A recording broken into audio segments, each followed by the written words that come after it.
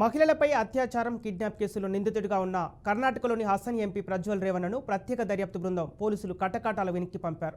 ఆరోపణలు రాగానే విదేశాలకు వెళ్లిపోయిన ఆయన ఎట్టకేలకు గురువారం అర్ధరాత్రి దాటాక బెంగళూరు విమానాశ్రయానికి చేరుకున్నాడు.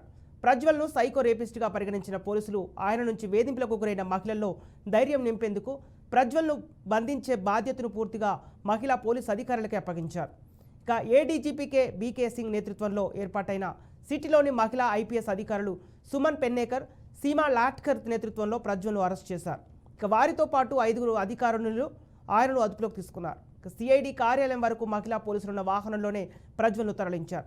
తన అధికారం, రాజకీయ అండతో మహిళలను వేధించిన ఎంపీని మహిళా అధికారులే బంధించారన్న సందేశాన్ని ఇవ్వాలనుకున్నట్లు సిటీ వర్గాలు వెల్లడించాయి.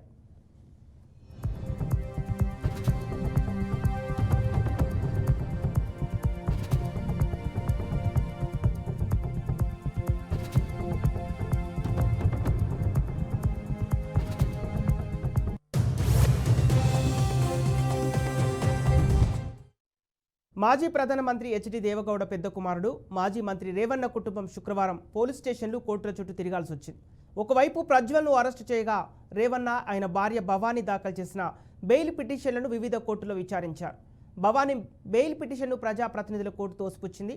మహిళా కిడ్నాప్ కేసులో రేవణ్ణతో పాటు భవానీకి సంబంధం ఉన్నట్లు భావించిన సిట్ అధికారులు శుక్రవారం నోటీసులు పంపారు.